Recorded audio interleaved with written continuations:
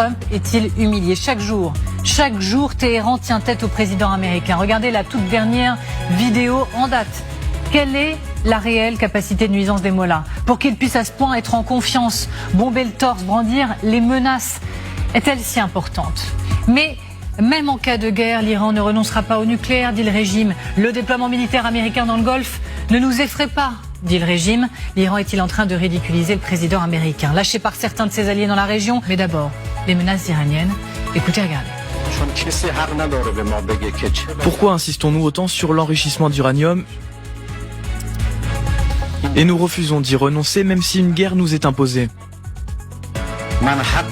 Parce que personne n'a le droit de dicter notre conduite. S'ils choisissent la force, nous reprendrons avec force. Leur déploiement militaire dans la région ne nous effraie pas. Nous sommes un peuple diplomate.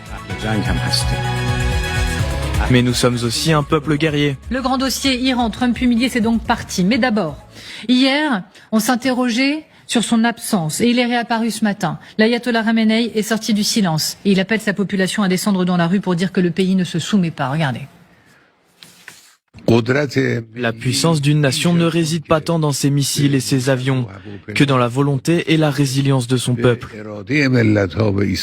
L'ennemi doit être poussé au désespoir. Ce désespoir provient de votre unité, de votre force d'esprit et de volonté, de votre motivation et de votre détermination face aux tentations de l'ennemi. Les commandants de l'armée de l'air iranienne qui prêtent traditionnellement allégeance chaque mois de février au guide suprême ont rencontré hier Hassan Roumeini, petit-fils du fondateur de la République islamique. Écoutez ces quelques mots.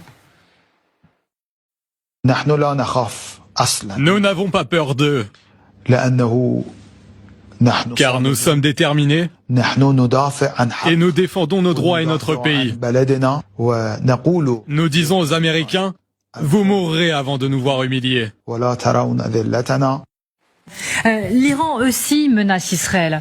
On a aperçu ces dernières heures un immense affichage qui a été déployé sur la célèbre place de Palestine à Téhéran, affichant une carte de cible potentielle dans la région du Grand Tel Aviv, accompagné d'un avertissement en hébreu qui dit « Face à une pluie de missiles, ceci est une petite zone ».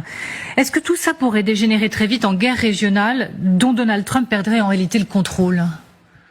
Bon, c'est une guerre régionale qui a déjà débuté, hein. On fait comme si ça venait de commencer, mais on sort d'une guerre de 12 jours, dont les éléments principaux ont été la quasi-destruction des centrifugeuses de 3 des 4